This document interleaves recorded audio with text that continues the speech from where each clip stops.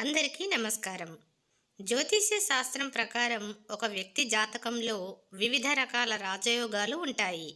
ప్రతి రాజయోగానికి ఒక ప్రత్యేక ప్రాముఖ్యత ఉంటుంది. కొన్ని యోగాలు శుభప్రదమైనవి. అవి జీవితంలోని కష్టాలను తగ్గిస్తాయి. కొన్ని యోగాలకు సమస్యలను పెంచే శక్తి ఉంటుందని నమ్ముతారు. జ్యోతిష్య శాస్త్రం ప్రకారం జూన్ నెలలో సూర్య గురు గ్రహాలు ఒకే రాశిలో కలవడం వల్ల 5 రాసుల వారికి అదృష్టం, ధనం, వృత్తిపరమైన శ్రేయస్సు దొరుకుతాయి. ఏ రాసులకు రాజయోగం ఉంటుందో మనం ఇప్పుడు ఈ వీడియోలో తెలుసుకుందాం. అందులో మొదటి రాశి కర్కాటకం. ఆర్థిక విషయాలు ఆశాజనకంగా ఉంటాయి. నిరుద్యోగులకు కొత్త అవకాశాలు లభిస్తాయి. కొన్ని వృత్తులలో మీకు కుటుంబ సభ్యుల నుండి సహాయ సహకారాలు లభిస్తాయి. వృత్తిపరమైన పనిలో మీ కష్టానికి తగిన గుర్తింపు లభిస్తుంది. మీరు అనుకున్న పనులు చాలా వరకు అవుతాయి. ఇక రెండవ రాశి కన్యా రాశి. ఈ కాలంలో అనుకోని ప్రయాణాలు లాభదాయకంగా ఉంటాయి. అమ్మకాలలో కొత్త లాభాలను పొందుతారు. పనిలో ఆటంకాలు ఎదురైనా ధైర్యంగా పూర్తి చేస్తారు. కుటుంబ సభ్యులతో కలిసి శుభకార్యాలలో పాల్గొంటారు.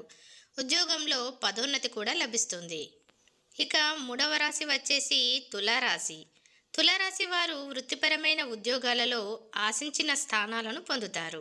మీ కెరియర్లో ఉన్న అడ్డంకులను అధిగమిస్తారు. పిల్లలు చదువులో పురోగతిని సాధిస్తారు. ఆర్థిక విషయాలు ఆశాజనకంగా ఉంటాయి. దూర ప్రాంతాల్లోని స్నేహితుల నుండి మీరు ముఖ్యమైన సమాచారాన్ని పొందుతారు. మకర రాశి.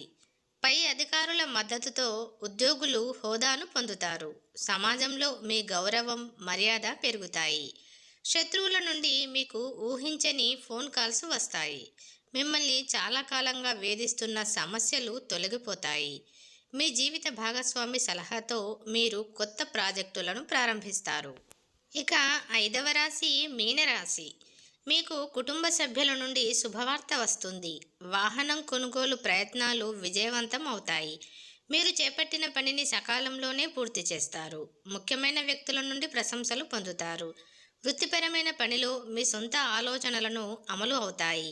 కొత్త వ్యాపారాన్ని ప్రారంభించడంలో ఉన్న అడ్డంకులు తొలగిపోతాయి.